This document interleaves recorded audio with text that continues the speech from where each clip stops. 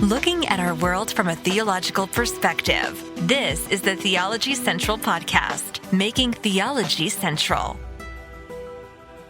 Good afternoon, everyone. It is Friday, April the 12th, 2024. It is currently 5:34 p.m. Central Time, and I am coming to you live from the Theology Central studio, located right here in Abilene, Texas.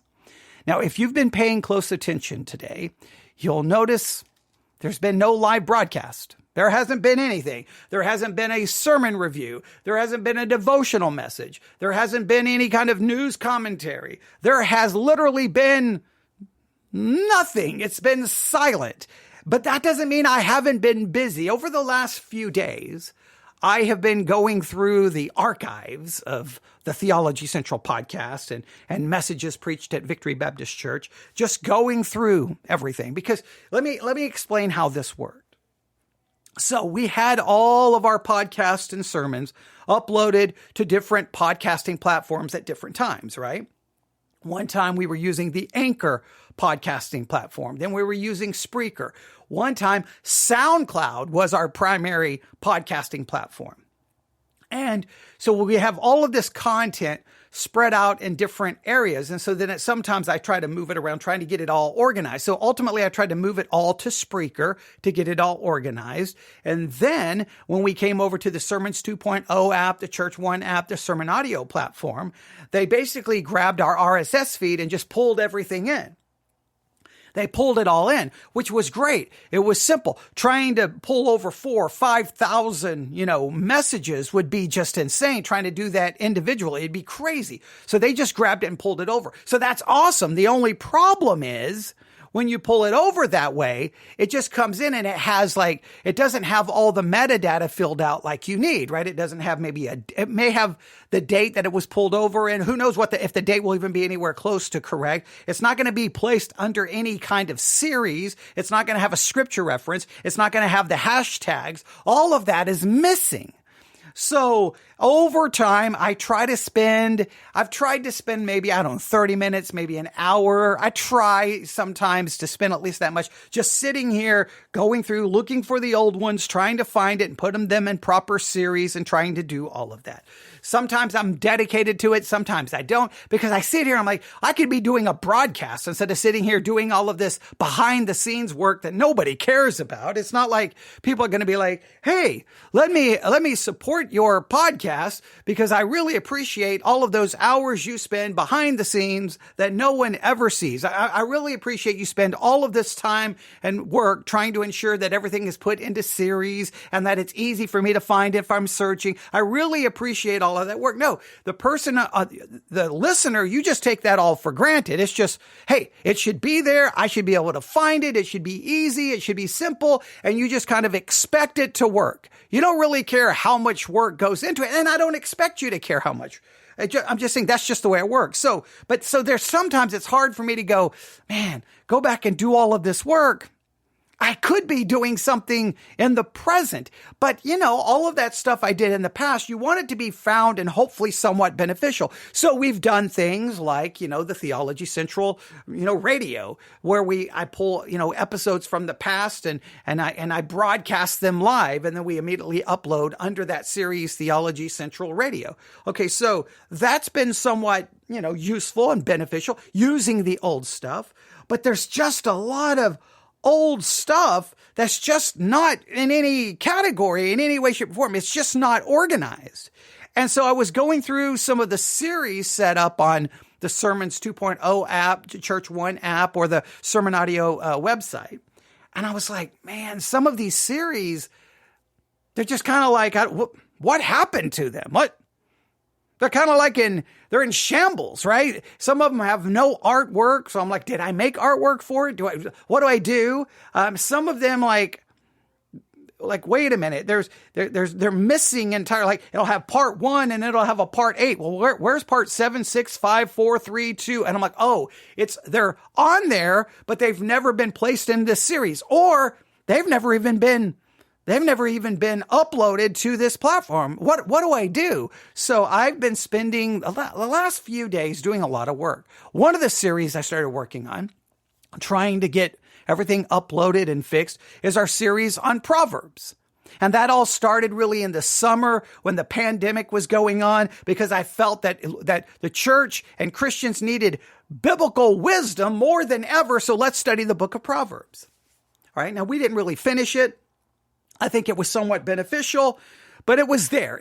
I think it was somewhat helpful. So I'm trying to get that series all put back together. We'll add, you have a series on Proverbs. Just anytime you do anything on Proverbs, we can put it in that series. But there was another series that I was really committed to for a period of time. Now, something happened to stop it, and I'll explain. But that series, in fact, I'll pull it up right here, was called Christian Podcast Spotlight. Christian Podcast Spotlight. Now, around this time, a new podcasting app was made available. And that was the Edify Christian Podcast app. Edify, Edifi, the Edify Christian Podcast app. And when it was first, hey, we're going to release this app, it was a lot of confusion. We kept trying to get on the app. They wouldn't let us on the app. And I'm like, what is wrong with our content? And then I would send them emails going, you have this on your platform. You have this on your platform. These people are like literally insane. I don't even know if it's Christianity, right? So then we kind of went back and forth. There was some confusion because they had the Edify Christian Podcast app, but they also had the Edify Christian Podcast Network. And they thought I was requesting to be a part of their network. And they obviously didn't want me to be a part of their network because, you've listened to this podcast. I don't really fit in, and I'm going to offend someone in almost every episode I do, right? So that's just the way it works. So I wasn't even asking for that. But then they realized, oh, you just want to be on the app. Okay, well, no problem. Okay. So then they got us set up, and next thing you know, we were on the app and everything was wonderful. But in the process of all of that, the Edify Christian Podcast app, if you look it up, I think if you go to, say, the Apple App Store, I'm going to look it up really quick because I don't want to give you false information here. I want to make sure my information is accurate. Hang on. It just disappeared. Edify. Here it is. The Edify Christian Podcast app. Yes, if you look here, 2 million plus Christian podcast all in a single app. 2 million plus Christian podcast all in a single app. 2 million. Now, when I realized that, wait a minute, there's 2 million. And then I just started doing some searching on different podcasting platforms, and I started realizing there are so many Christian podcasts. It's literally insane. Where do you even begin? Where do you start? Where do you end?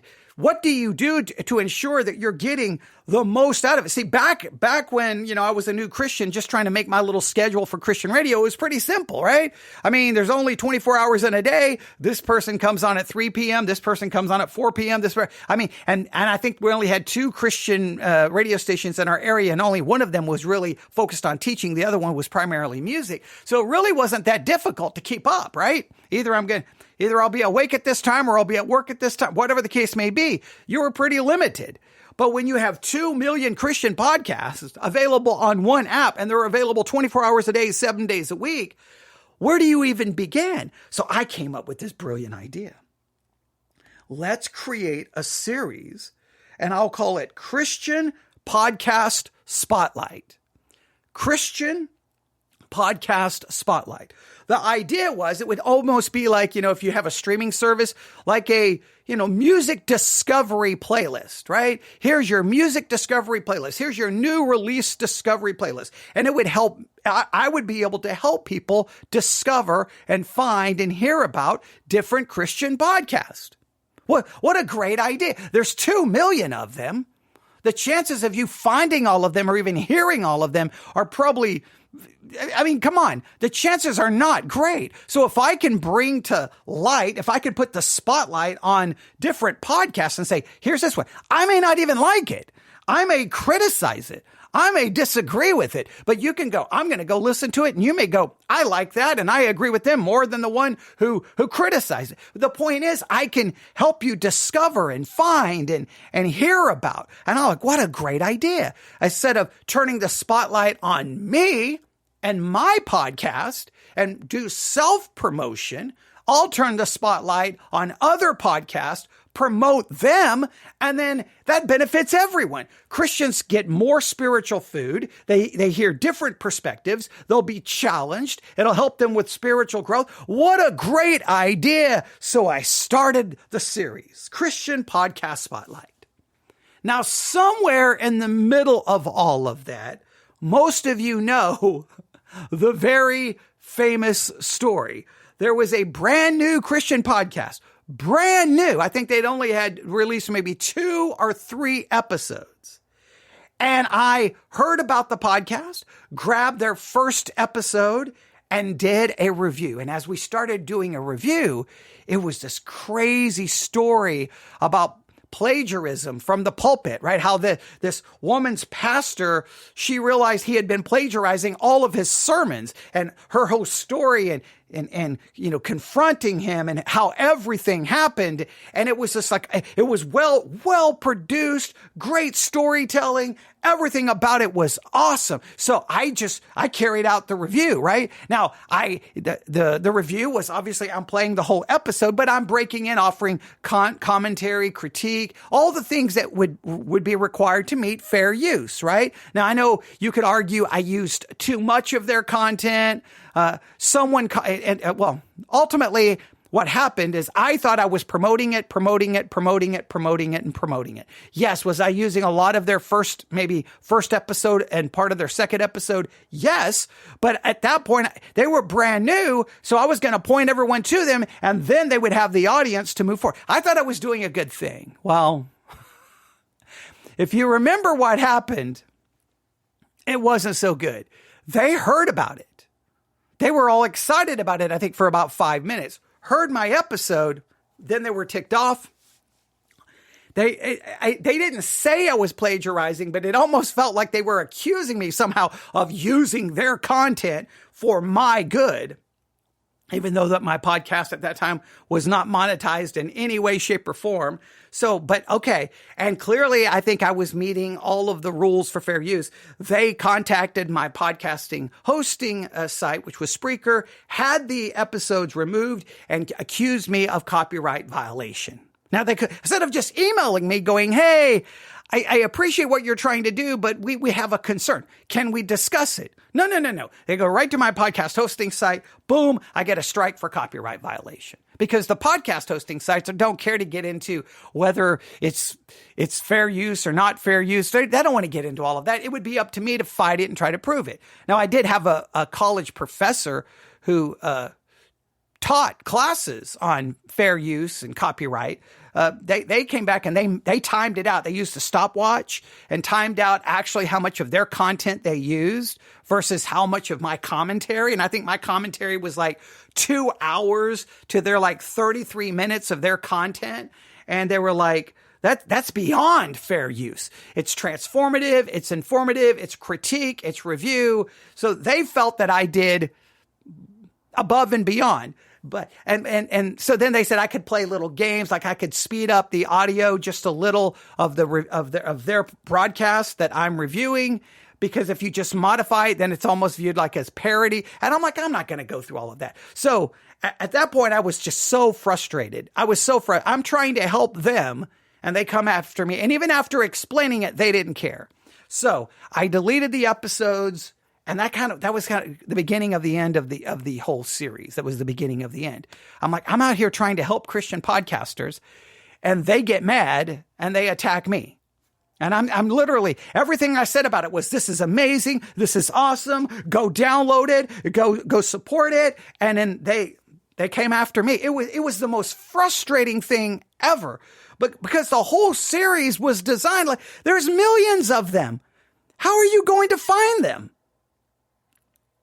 Well, if I can turn on the microphone each week and say, hey, I'm turning the spotlight today on this podcast. Let's review an episode. Let's review 2 episodes. Let's review 3, whatever the case may be. Let's talk about it. Ooh, I don't know if I agree with this one. Ooh, I really like this one. Hey, here's this one. Here's that one. You would think that they would be like, hey, please promote us some more. Promote us some more. Now, unless I obviously just said, hey, I'm just going to go grab episodes and just play them, not offering commentary, critique, review, just play them.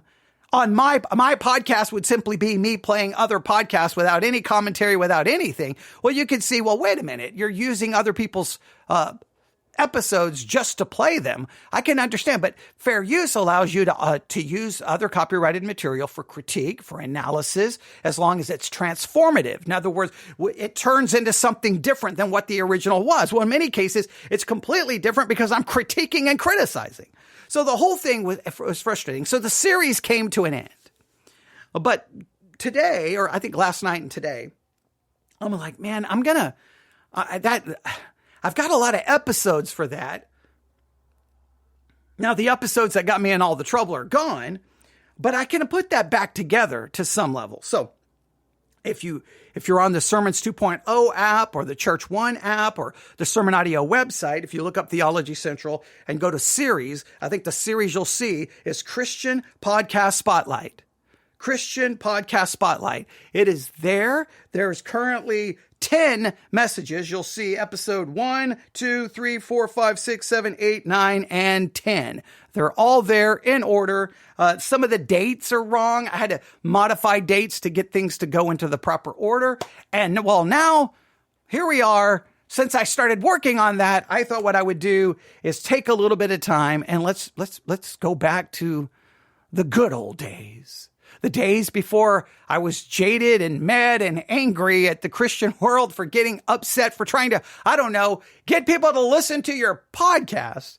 I thought we would return and see if we can kind of pick up this series. And I don't know how frequently we'll update it, but hey, I thought so. So here's what I did. I had received a message, or I had gotten information from the Edify Christian Podcast app in regards to some of our numbers, how many downloads and streams that we've had on the Edify Christian Podcast app.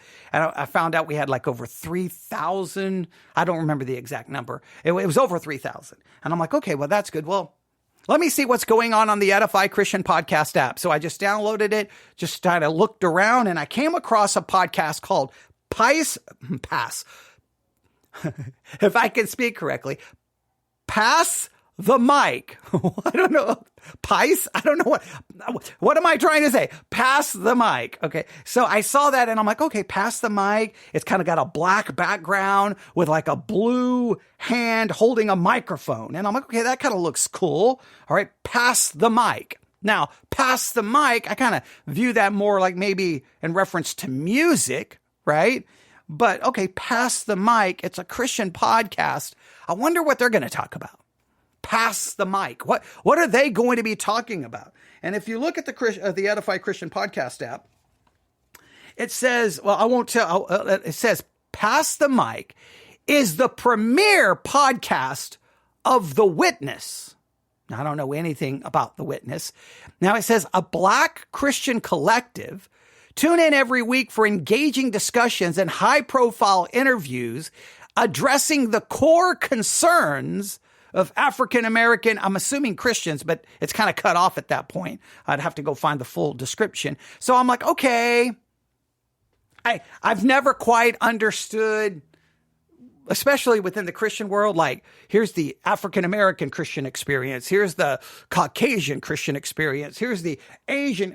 We're just Christians. We're all one in Christ, right? I don't necessarily get that. I understand people have different backgrounds or maybe different traditions, but it's just like we're one in Christ. But okay. All right. So I've never heard it. So I'm like, you know what? I'll grab the most recent episode because the most recent episode is entitled Preaching and the Art of Telling a Good Story. And I'm like, oh, so maybe this is going to be about preaching. Okay. I think I review a lot of sermons and I have strong opinions about preaching.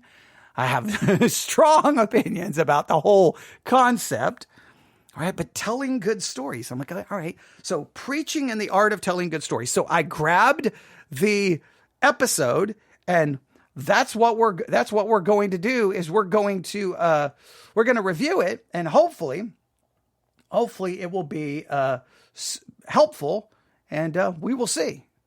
We will see. I just had, I realized all of a sudden I didn't have it loaded. It's loaded now. So, all right. So I think we're going to do this. We're going to kind of go back. So if I talk, I think the way I used to say it is, welcome everyone. It is time for me to once again turn the spotlight onto another Christian podcast so that you'll know that it's out there. Maybe it will become your new favorite.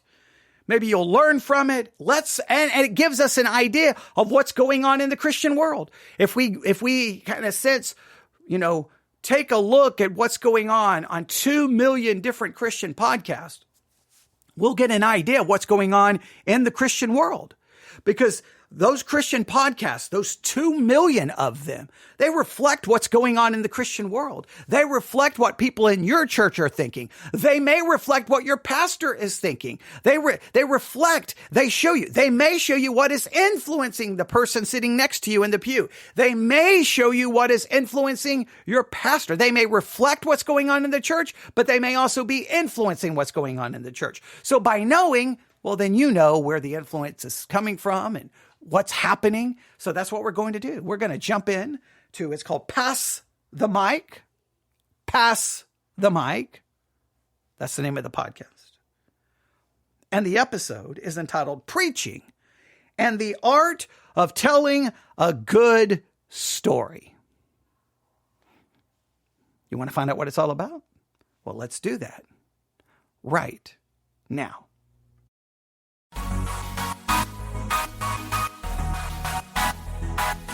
Dynamic voices for a diverse church. This is Pass the Mic. Ooh, they have the little voice effect going on there. All right, they got a little what did they say? Diverse voices for a diverse church, something along that. Here is pass the mic. Why am I having so many problems with that word? Pass the mic. All right, so let's listen to that again. So they kind of got that little, cool production going on, the little voice effect. All right, let's listen to that again. Some kind of cool sounding music. All right, maybe it's kind of giving us a vibe of where they're going. Let's listen to it again.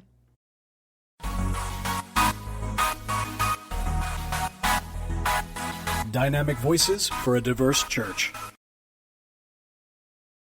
Dynamic voices for a diverse church. I was gonna go with diverse voices for a diverse church, but dynamic voices for a diverse church. Dynamic voices for a diverse church. I guess are they only going to focus on people who have dynamic voices? And they're going to say, pass the mic to the next person with the dynamic voice. Is that the idea? All right, let's back it up one more time. Here we go. Let's hear what this is all about.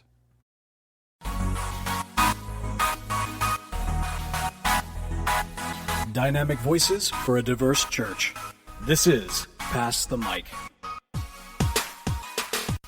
Welcome to Pass the Mic. I'm executive producer Bo York, and this week we've got something a little different and a little special for you. A couple months back, I ran a mini-series in conjunction with a project I was working on at the time. The project didn't pan out, but from the mini-series came some great conversations. It was mostly structured around storytelling, and I had a bunch of great conversations with folks from different walks of life who operate in different industries, but all connect with the importance of telling a good story. During the series, I was able to sit down both with Tyler and Jamar on 2 separate episodes, which we wanted to share with you this and next week as something a little different. So in this week's episode, we're going to be talking about the challenge of crafting stories with meaning, like a deeper meaning, like when you layer stories on top of stories with a purpose, because you want to get the message across through the lens of the story. And okay, trust me, I'm not going to go full Inception. But speaking of Inception, let's talk about movies for a minute. Okay, I think I see where they're going. Do I call myself the executive producer? Welcome, everyone, to the Theology Central podcast. I'm your executive producer. I don't know. I don't even give you my name. So, okay. All right. So, dynamic voices for a diverse church. And they're going to talk about the importance of storytelling. Now, here is the question for you. Before we listen any further to this podcast, we could already stop right there. And this is one of the things I love about listening to so many different things, because right there just gives me a whole, we could turn this into an entire podcast right there. We don't even need to go any further. But here's the question to write down. Grab a notebook, write this down. The pros and cons of storytelling in sermons? In sermons, what are the pros and cons of telling a good story?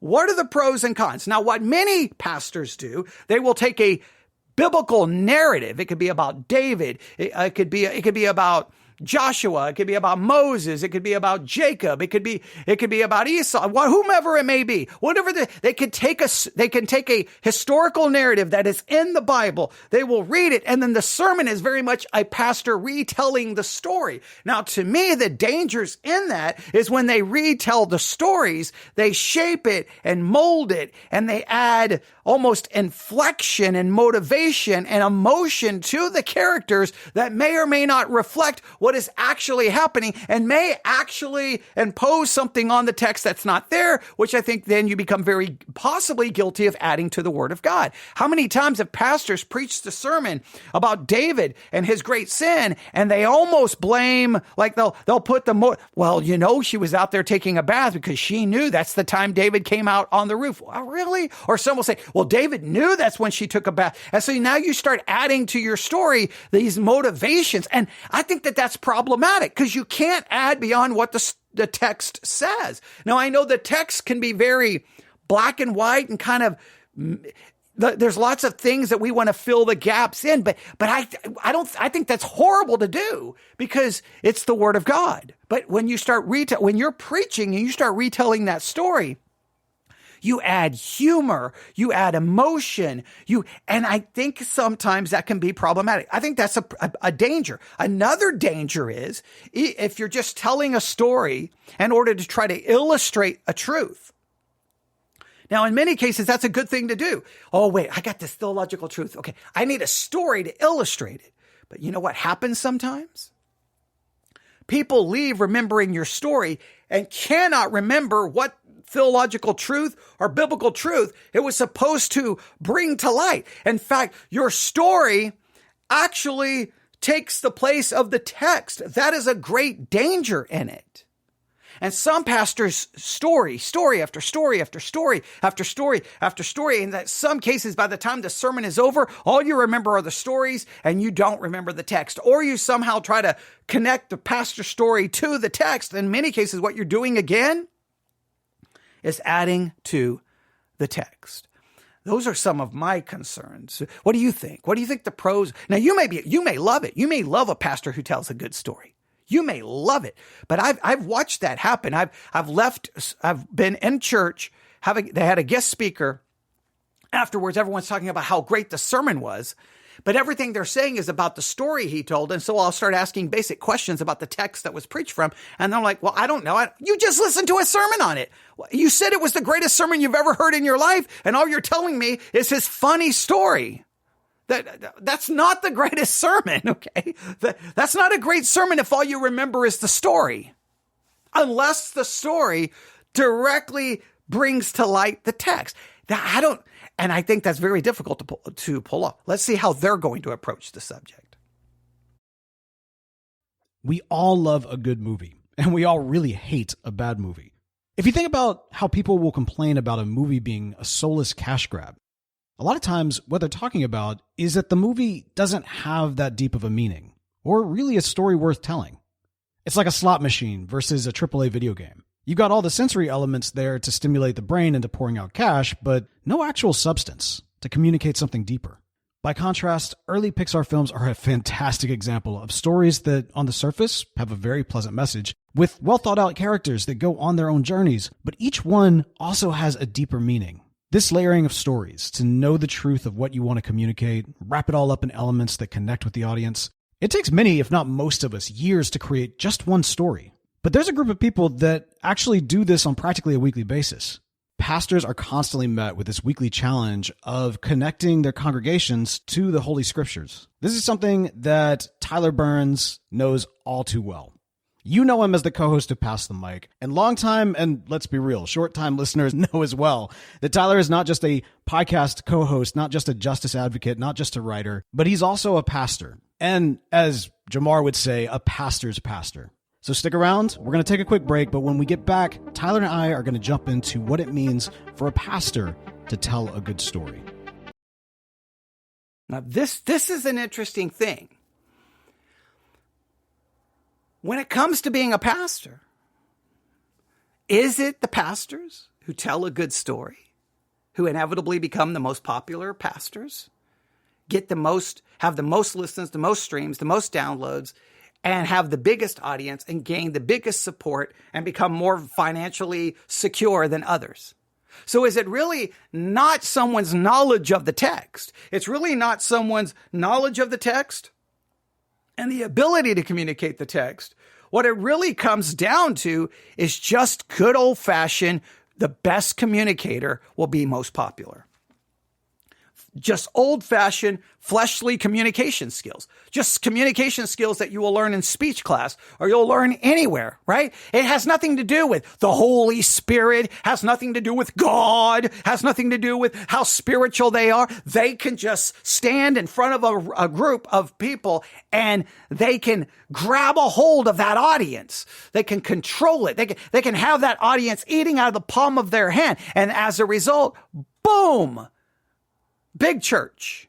And that guy who kind of stumbles and fumbles and kind of monotone and he's quote unquote boring, small church.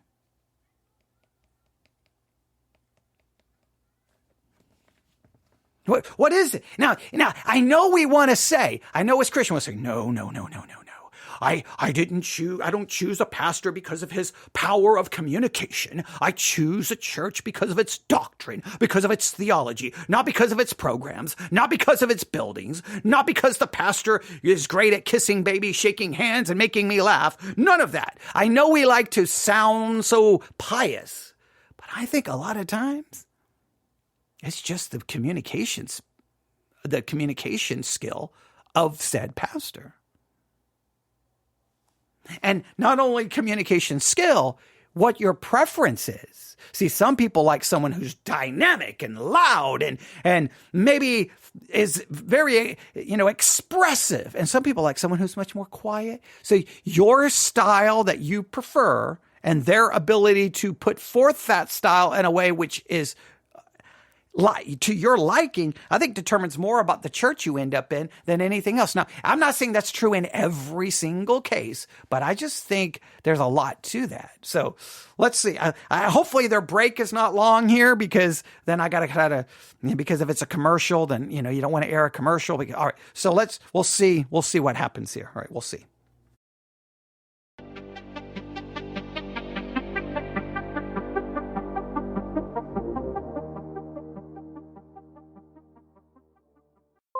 Hey everybody, this is Tyler. This is Dr. Jamar Tisby. And we are excited that you're listening to this episode of Pastor Mike, but let me encourage you to support us. You can do so by going to patreon.com/Pastor Mike. And for just $1 an episode. Just $1? Now that's the bare minimum. That's 4 quarters. But if you want to go higher, okay, 5, 10, higher. 15, 20, 25, whatever it is, that will keep this show going and keep the high quality that hopefully you enjoy. So thank you for listening, but you can take it to the next level. Patreon.com/Pass the Mic. We appreciate you. Should I do that? Should I take my episodes and put them on Patreon and charge you at least $1 per episode? Should I do that? Is this going to be one of the situations where we're going to get part of the episode, but the rest of the episode is behind the paywall? Should I do that? Hey, $1, $5, 10, 15. Can you imagine paying $25 for an episode of a Christian podcast? Now, on one hand, I understand. I do understand because it costs money to do it. So I understand. All right. Well, that's a whole different discussion. All right. Let's get back to pass the mic, preaching, and the art of telling stories. Hey folks, Dr. Jamar Tisby here, and I want to make sure that you know about the Justice Takes Sides brand. This is merchandise, this is apparel to help you represent your values. This is about getting people off the sidelines and into the struggle for justice that's ongoing today. Go visit justicetakesides.com, get your merchandise and apparel there, and follow us on Instagram at Justice Takes Sides. Okay, do I need to sell some merch? hey, we're going to sell you some merch. Hey, but we're not just selling you merch. See, the reason we're selling you merch, because this will get you off the sidelines. This will get you in the fight. This will get you in the struggle for justice, because nothing will fight for justice like buying a t-shirt that says, I'm fighting for justice. Okay. Hey, ladies and gentlemen, we live in a world where theology is no longer central. The theology is pushed to the side. It's not central. And we got to be a part of this fight to get theology back to the center of our culture. And you can get off the sidelines and you can help me get theology right back in the center by buying the new Theology Central t-shirt for $25. Wait, should I do that? Should I do that? Hey, you draw your own conclusion what you think about that.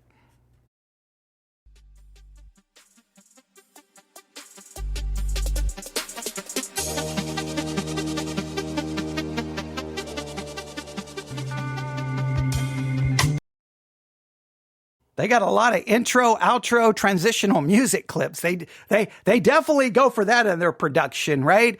They go a lot for that. Now you can purchase there's websites where you can purchase your intro music, outro music, transition music, and you can purchase. It can get expensive. Some of those clips can be $35, $40, $45, $50 for some of those clips. And it can get expensive. A lot of times when I'm like, maybe I want some new theme music, it'll be like, well, that'll be $40 for just, to be able to play it. So, but they have a lot going, intros and outros. Let's see what they do here.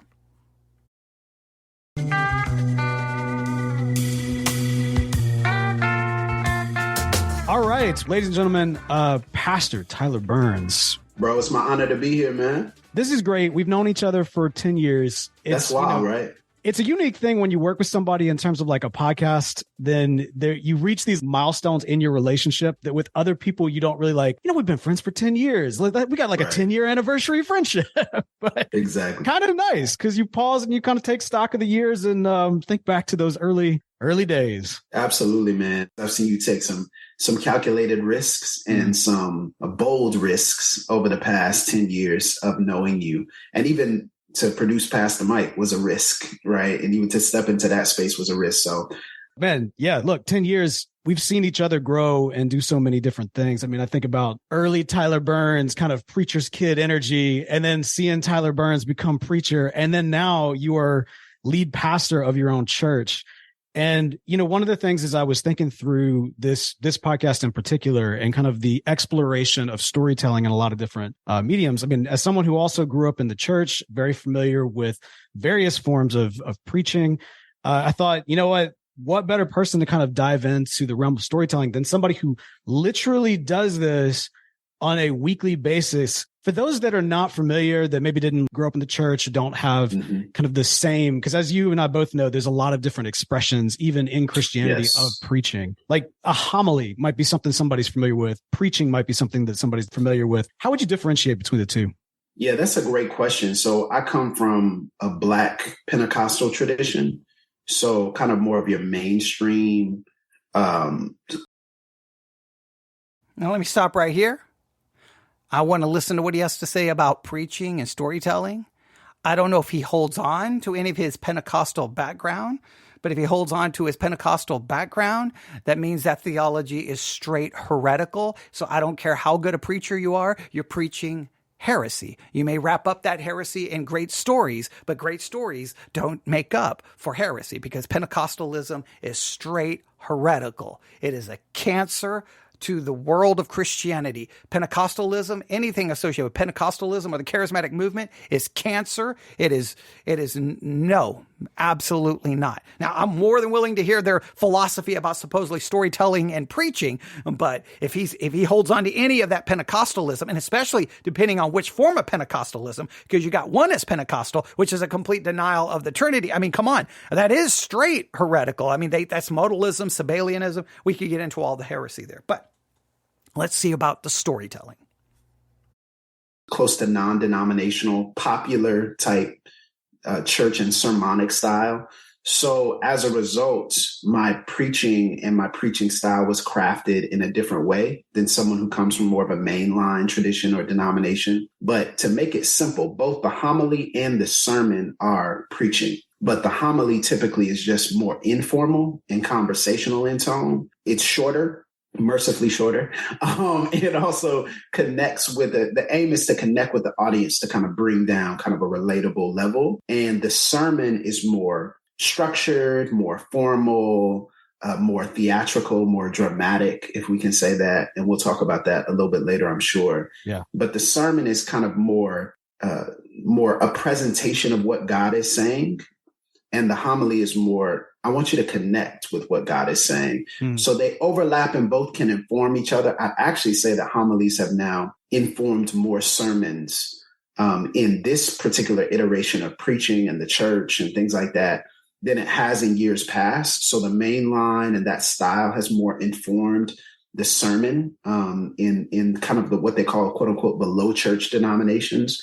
So I would say that they inform each other and they interact, but they're both preaching, right? They're just different styles.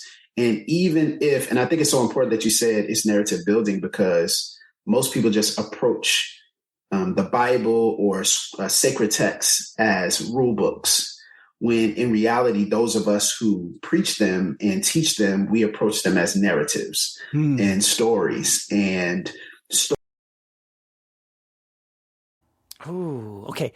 I don't like approaching the Bible just as a rule book, but you can't deny there's about a bazillion laws in it, okay? But as a narrative, there are historical narratives in it. There are stories in it, but I don't know if I approach it as a narrative. I approach it as it's the inerrant, inspired word of God that gives me information that was given to specific people at specific times for specific reasons. My job is to figure out the reason that information and that quote unquote story was given to them, and then try to take from that and try to figure out what is applicable to me. I don't know if I see it as simply a narrative, and especially not all of it is narrative. Some of it is historical narrative. Some of it is poetical. Some of it is apocalyptic or, prophetic. I think we could go with that. Some of it is doctrinal. So okay. I'll see where he's how he's thinking along that lines. Stories that we find ourselves in and stories that we continue in modern times. Now, right there, I already have a problem. I don't go to the stories in the Bible and try to find myself in those stories, because many of those cases, I have no place being in those stories because it has nothing to do with me. When the people are coming out of Babylonian captivity, or they're in Babylonian captivity, and Jeremiah lets them know that God has a plan for them to bless them, I can't put myself in that story. I'm not in Babylonian captivity. Those promises are not for me. When God says certain things to Israel coming out of Egypt, or God tells certain things to Israel when they get ready to go into the promised land, that if they do this and this and this, this will be the blessings and this will be the cursing. I can't jump myself into the middle of that story. So I don't like that either. The stories are the stories. They have an original intent for the original recipients. Now, what I may learn from those stories, what can be applied, but I don't necessarily go place myself in the story, because I think that can be detrimental to a good hermeneutic. But all right, let's see maybe he's going to articulate this in a way that will make more sense to me. Right now, I'm getting a little like, I think we're going in different directions here. I think we're going in different directions, but I could be wrong. I mean, it speaks to something that I've been really thinking through over the last several years. The truth that became found in myth, right? The truth that became found in stories Absolutely. That are meant to hold a meaning, and the truth that's in there, versus like holding up something on a house of cards to like say, no, this is exact. This is concrete. Exactly. When it was never necessarily meant to be that way. You actually end up propelling up lies as opposed to getting to the truth that's actually there. I love what you say about like looking at scripture from a narrative standpoint as opposed to like a rule standpoint. And that's not most Protestant evangelicals, those who are in more of a, what you say, a Southern Baptist context, or some of the popular preachers and sermons and churches that you'll see online, they would see everything as fact. We would say that myth is not a bad thing, right? And myth also doesn't mean it's not true. Okay, that's making me a little nervous. So instead of focusing on the facts, We should try to focus on, like, myth means it's not saying it's not true. Okay. I don't know where this is going. This sounds like what it's saying. Hey, the details may not always be factual. The details, so we go just try to find the overall truth from it. So myth doesn't mean it's not true. So what does myth mean? Let's see if he defines what he means by myth. It just means it's a type of story. So like we would consider Genesis. N.T. Wright talks about this all the time, a theologian. Genesis is myth, but not necessarily saying that it doesn't have truth in it. Oh, wow. Okay. So Genesis is a myth, but it doesn't mean there's not truth in it. So let me figure this out. So it's a myth. And I guess you get to tell me what part of it is true and which part of it isn't. Hey, Genesis is myth, ladies and gentlemen, but let me tell you which part is true. And who gets to determine which part is true? Oh, we have stumbled upon. Okay. Now, ladies and gentlemen, this is very serious. Now, this is very serious. This podcast that we're listening to, Pass the Mic, prominently displayed on the Edify Christian podcast app. Prominently, that's how I found it today. I just stumbled upon it when I was looking at the Edify Christian podcast app. Ladies and gentlemen, let me try to explain something to you. The podcast you're listening to that we're reviewing is in the top, are you ready for this? In the top 0.5% of all podcasts. In the top 0.5%. This is one of the top Christian podcasts.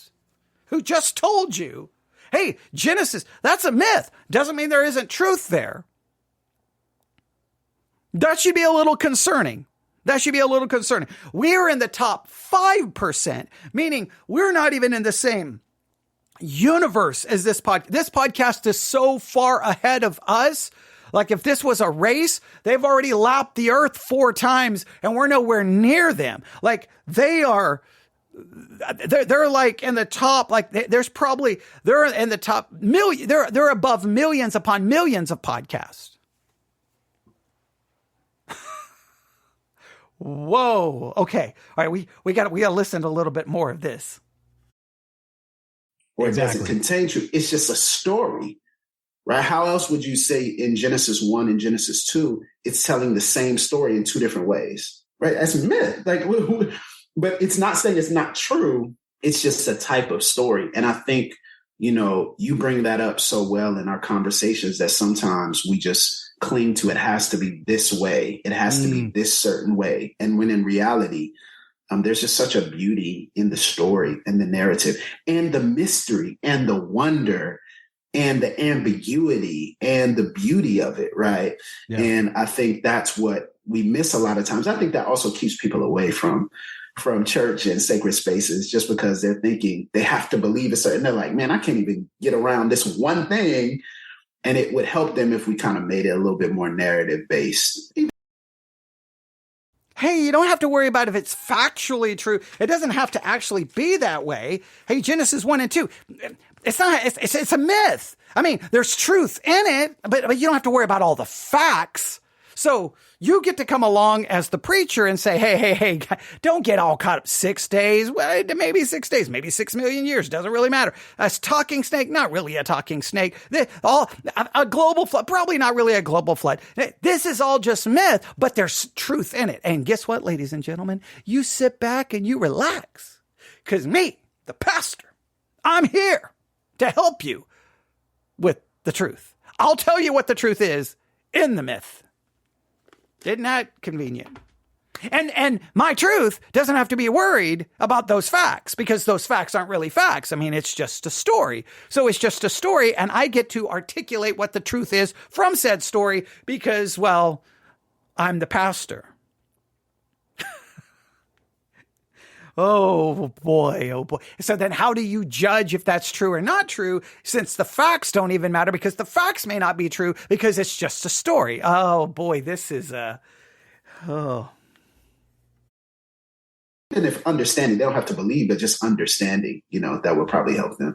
Truth surrounded by mystery is it's a beautiful imagery. I want to make mention of this too, because during the pandemic, one of the things I tuned into was this priest. He's a Catholic priest, and his homilies, he very intentionally was a Catholic priest that was geared towards geeks and nerds, right? Like he wanted to make sure that all of his homilies had some sort of like reference to like, Grogu from The Mandalorian or like whatever he was pulling from. Maybe it was like a Renaissance fair or Star Trek or something of that nature. And he was fantastic. And I'm blanking on his name right now, but I'll be sure to put it in the show notes for the episode because I strongly recommend his content. He was an early adopter of podcasting, but that's neither here nor there.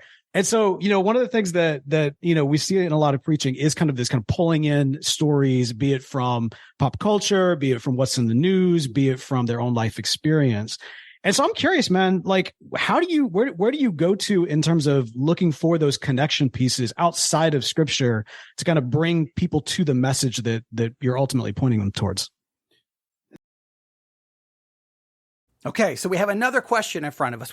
We have the issue of storytelling. Now we have a complete disagreement that the Bible is myth. Okay, so we already have a problem. But so we have the issue of storytelling, with stories, the pros and cons of it. But here is another question to consider. What are the pros and cons of a pastor pulling from culture in order to try to find a connection or in order to illustrate? When does that work? When does it not work? When does it work and when does it not work? And what is the danger of it? Well, the obvious danger of it, let's say I pull from Harry Potter, right? Well, now Harry Potter is not so much condemned as it used to be because the author now, she's like a hero because she's speaking out against some of the transgender elements and movement. So because she's kind of spoken out against it, now many of the conservatives who wanted her basically burned at the stake for being a witch and writing a book on witchcraft, now they're like, she's the hero. Okay, so I have a hard time keeping up with who Christians are wanting to stone and who Christians are wanting to elevate. I can't keep track sometimes. But, all right, the point is, there was a day and age that if I would have stood behind a pulpit and used the story, anything part of Harry Potter and they would have been like, oh, no, you can't use Harry Potter because I don't want, no. And people will get mad. So on one hand, that's a major danger. That's a major danger because if you use lyrics from a song, people will get mad unless you're trying to show everyone how bad the song is. But if you don't say the song is bad, but you use the lyrics, then people are going to be mad because now my kid's going to say I can go listen to the song because the pastor, this is always the problem using movies, music. It's always going to be possibly controversial. So is it worth it? Is it worth it? And then if you use something from popular culture, are the people in the pew really going to get it? Because you're always going to have people going, I don't know what show are you talking about? I don't get it. For example, WrestleMania 40 just happened.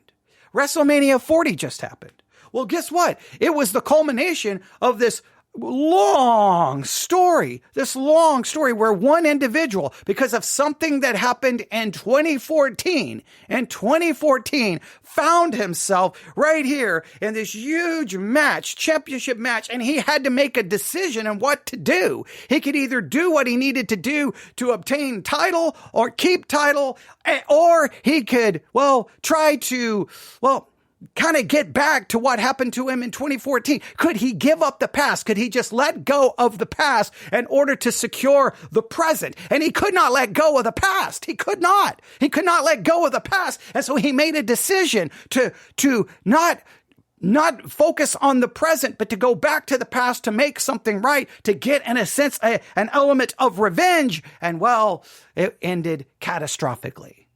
Brilliant storytelling, because if you know anything about professional wrestling, it's storytelling. It's this brilliant story that went from 2014 all the way to 2024. Brilliantly told. It's just absolutely genius.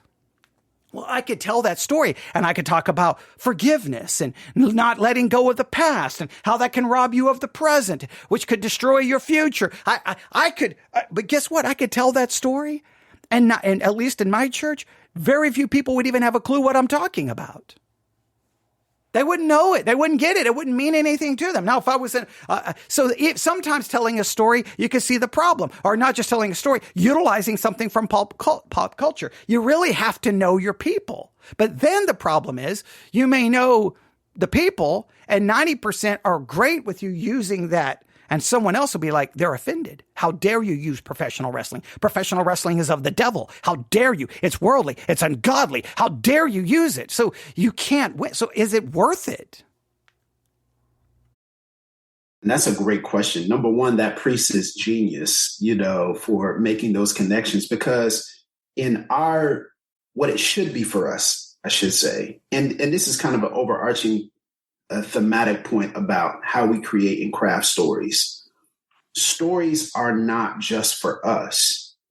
So when we're crafting stories, we're trying to welcome people into the story. And the point of the story is not the storyteller, right? So often we craft narrative around our storytelling experience.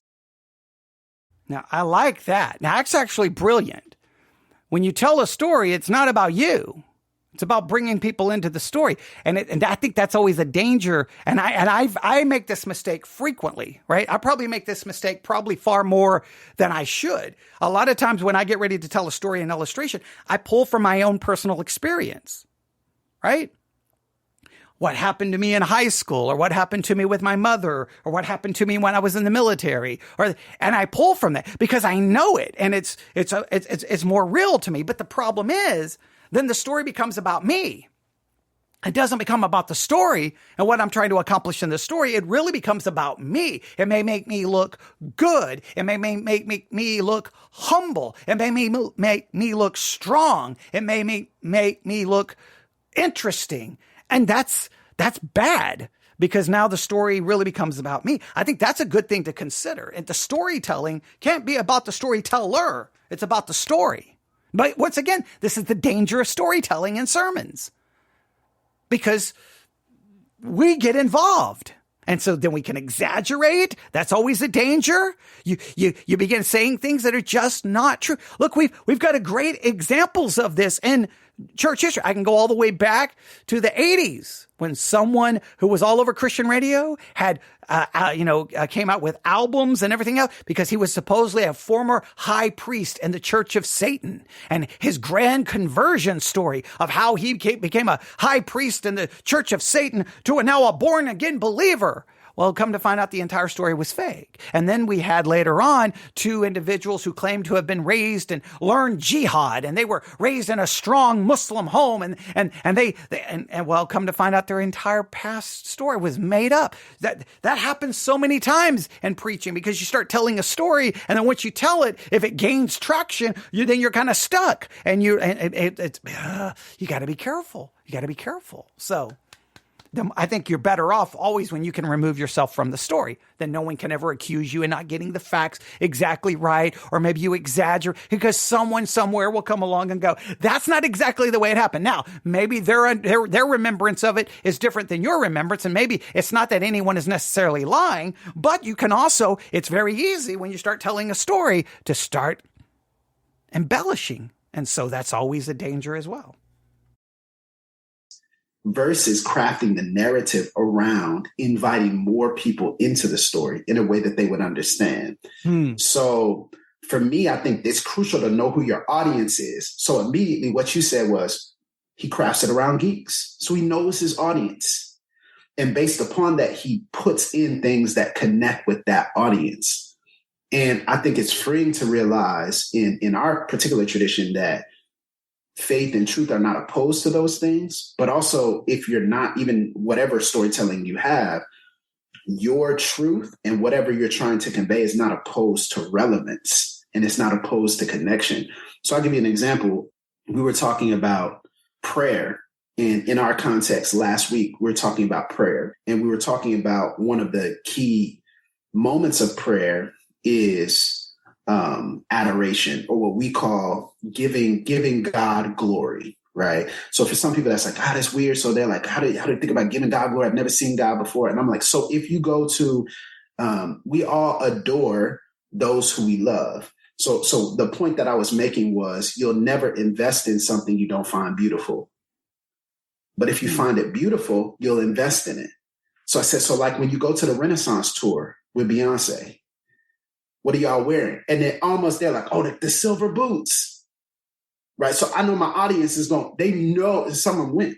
So so it's not like y'all shouldn't go. So this is typically how it works. Y'all shouldn't go to that Beyonce concert. You should be at church. No, go to a Beyonce concert, because I'm going to use that as a sign that when you see something beautiful, you invest in it. So see, like, you invest in the boots, you invest in the outfits, you invest in the color scheme. Much in the same way, if you find God to be beautiful, and if you see the beauty of God, you will invest in the relationship with God, right? And so we're showing and making the connection that I want to go where you live to say there's echoes of this narrative and this concept throughout all of life that you can apply. But I think you have to go to the people first. And this is the problem with a lot of storytelling, is we go to us first. And there's good in us to be able to share. But we also want to think about who we're trying to invite into this narrative. Now, whether you agree with using Beyonce or not using Beyonce, it is a good point. You got to know your audience, and you can't start always with you. I usually start with me if I'm just being blunt and being honest, because I'm just going to be honest in most cases.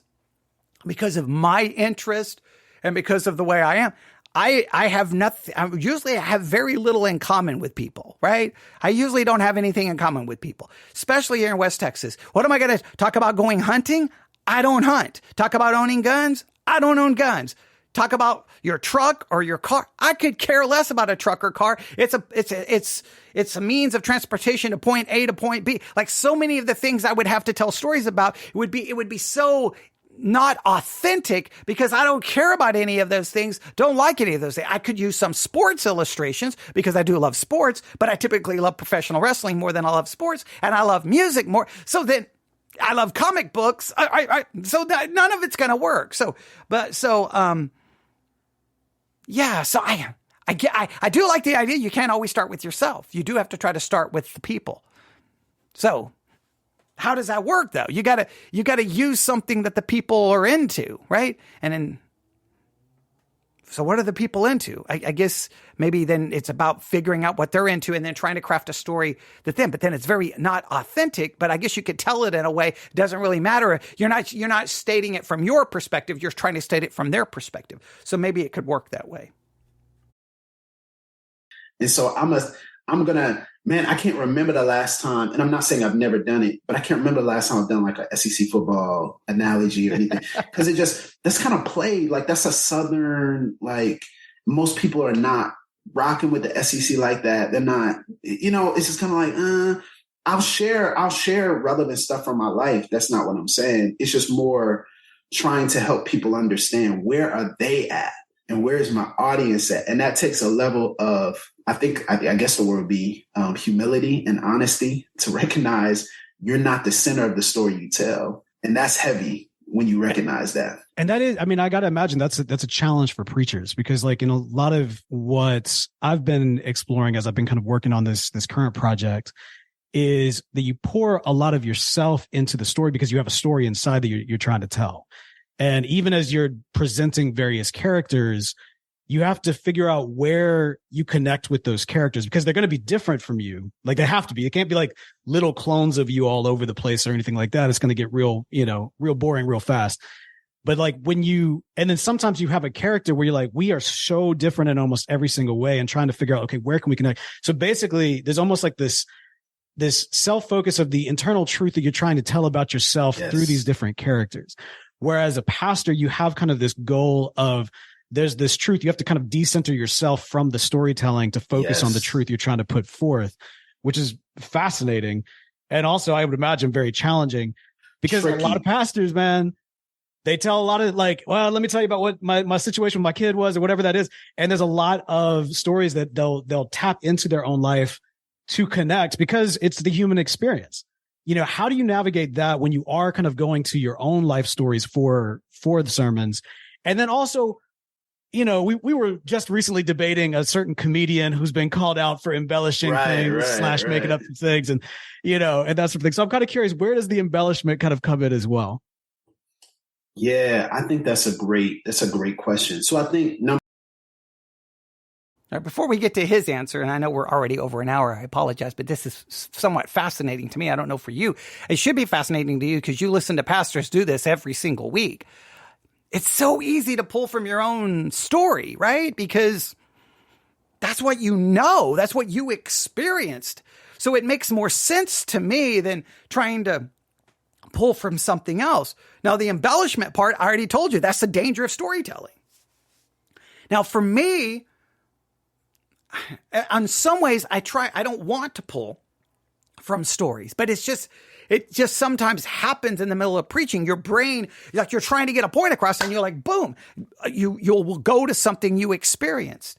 So that's always a danger. What you want to do, to me, is, now they've not emphasized this, to me, is to try to keep the text at the forefront. If you keep the text at the forefront, hopefully you will not destroy that with your storytelling, hopefully. Now, the embellishment part is always a great danger. That's why a lot of times I use a crazy hyperbole.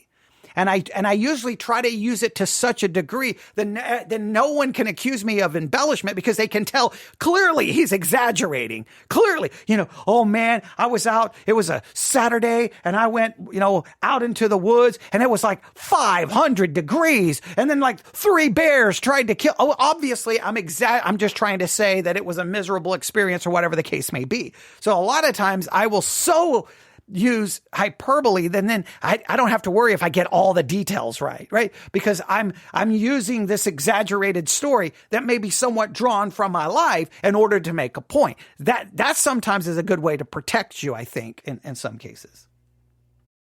Number one, I'm trying to avoid what's the popular term, navel gazing. So I'm trying to avoid reducing the story. Now, this is the danger, I think, that we have to be aware of as storytellers, is often we tell those stories because we have no other place to tell those stories. So often we tell those stories because we need to tell what happened, but we don't have anyone to tell it to. So we subject our audience to that. So we don't have friends, we don't have therapists, we don't have counselors, we don't have mentors. So the we share those. The therapist to some extent. Audience becomes the place where we vomit. Oh, wow. That's pretty profound. And I can see that in my own life. I definitely can see that in my own life. That's where I have the chance to tell the story. That's where I have a chance to talk about what happened to me in my life. So that's, man. Now I'm getting mad at myself. Now I feel like, man, I have made a lot of mistakes in my look. I may disagree with. I think we need to get as much storytelling probably out of the pulpit as possible. But this is challenging me to look at my own use, and maybe that's why sometimes I've told things that I've said is because it's kind of my place to tell the story.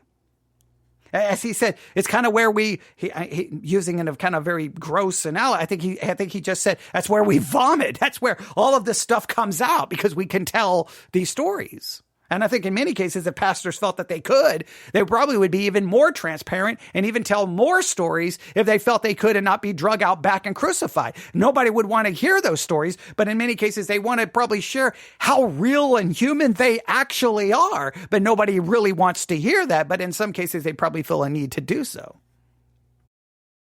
Not the place where we share the story. We just vomit it on them. And then, so I'm trying to avoid navel gazing. I'm trying to avoid do I need to share this? Or is it, so I'll give you an example, because again, this is going to tie into number 2. So I shared something 2 weeks ago. You actually were watching it. I shared something 2 weeks ago I should not have shared with my church. So I shared something I literally should not have shared with them. It was a good application point, but it was something I should not have shared with them. Now, I think that's because I have a therapy appointment coming up. The answer is everybody is susceptible to it. But I shared it in the moment, and I didn't exercise discipline enough to say, they don't need to hear this, right? And so that's me as a preacher, a young pastor, learning what I need to share versus what I don't need to share. And I didn't use names, but it was so close you could deduce. And so I said, I shouldn't have shared that, right? And this is the danger, you can justify it on the end. And this is the second part, which is, yes, we want to avoid navel gazing, but then number 2, we don't want to make ourselves the hero of the story. Wow. If you make yourself always the hero of the story, it becomes more of a propaganda pulpit that builds your own myth. Wow. So now you're no longer pointing to the greater story. Now it's a propaganda pulpit to say, oh, wow, look at, I'm building the myth of me, using a story that I'm telling you is true or a story that I'm telling you is valuable, and I'm just building my myth. And so it really becomes more of a propaganda pulpit than anything else to say every time. So every time I did the right thing, every time I made the right decision, every time I was this, I was that, I was this, it's like, what? And so we have to be so careful. And it's so, it's also so tempting as well, which gets into the final point, which is, talking about embellishment and truth. I think that our stories will not always be word for word quotes, but our story should always contain the truth of what actually happened. Definitely, I have in illustrations, may not have said names, but I've probably given information or said things I probably shouldn't have said.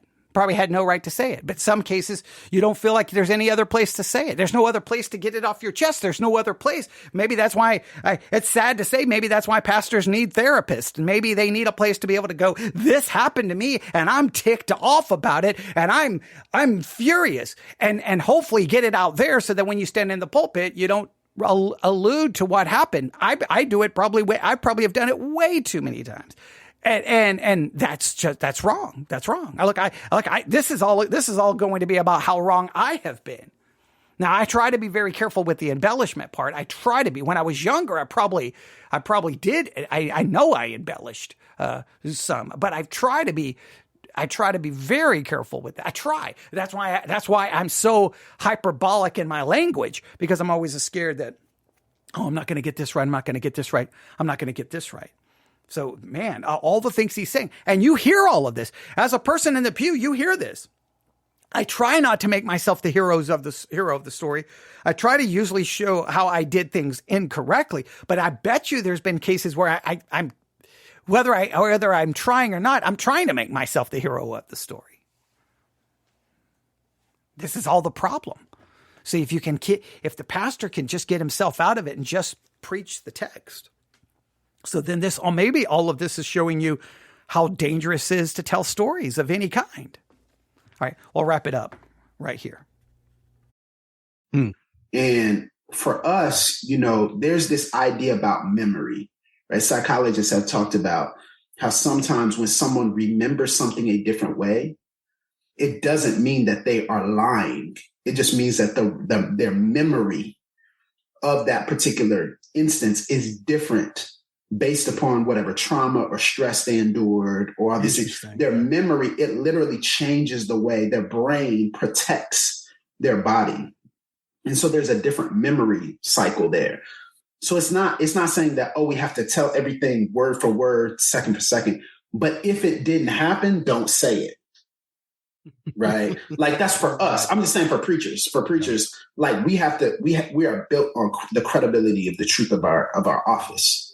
So if it didn't happen, we don't say it. Now, that doesn't mean that we don't dramatize. That doesn't mean we don't dramatize the events, right? She did this and then her face changed. And, you know how she is, what I'm saying? Right, how I am, So yeah, like there's of course there's that, and that's part of the performance of preaching and the drama of preaching. And I'll end with this. Should there be performance and drama in preaching? Should there be performance and drama? Should there be storytelling? What are the pros and cons of this? Should we use ourselves in these stories? Now, the podcast that I just turned the spotlight on is called Pass the Mic. I'm glad he struggled just briefly over dramatization. I'm glad he stumbled just briefly, because I stumbled multiple times over the word pass for some reason. Pass the Mic. Pass the Mic is the name of the podcast. Please look it up wherever you get your podcast. If you want, download the Edify, EDIFI the Edify Christian Podcast app, EDIFI Podcast app in the Google Play Store, the Apple App Store, the Edify Christian Podcast app. Download it. Look for Pass the Mic. You should find it easy. I think if you scroll down, it's one of the ones that was being promoted, at least when I was looking at the app. So you can find it, you can download it, and you can listen to the rest of that episode. It is entitled, if I can look here, Preaching and the Art of Telling a Good Story. Preaching and the Art of Telling a Good Story. You can listen to that and, you can, draw your own conclusion. I think they did 2 parts on storytelling. I guess the next part will be next week. So you can check it out and you can let me know what you think. This has been an episode of our series called the Christian Podcast Spotlight, where I turn the spotlight on Christian podcasts. And, trying to help you find and discover different podcasts to listen to. It's a series we started, way back in 2022, 2021, and it's had its twists and turns, but I still think it's a positive thing. So, I know we've got the Sermons 2.0 app sermon challenge. We have that going on, but hey, you can mix in with the sermons, these different podcasts. And, here's one called Pass the Mic. And you can go listen to it, and you can let me know what you think. You can email me at newsif@yahoo.com, newsif@yahoo.com. What do you think about storytelling and preaching? I think we'll do a follow-up on this, not as to review any audio, but on some, I'll explain, because I had written out kind of an episode about preaching and how, and so maybe we'll do that as a follow-up to this later on. All right. Thank you so very much for listening. Everyone have a great Friday evening and a great weekend. And if I did mess anything up in this episode, I apologize. And I think what I should do here is I want to apologize, and I mean this, bottom of my heart, for all of the mistakes I have made in all of my preaching and storytelling. And I apologize and ask you to forgive me for any time I've made myself the hero of the story, because that's more propaganda than actually preaching.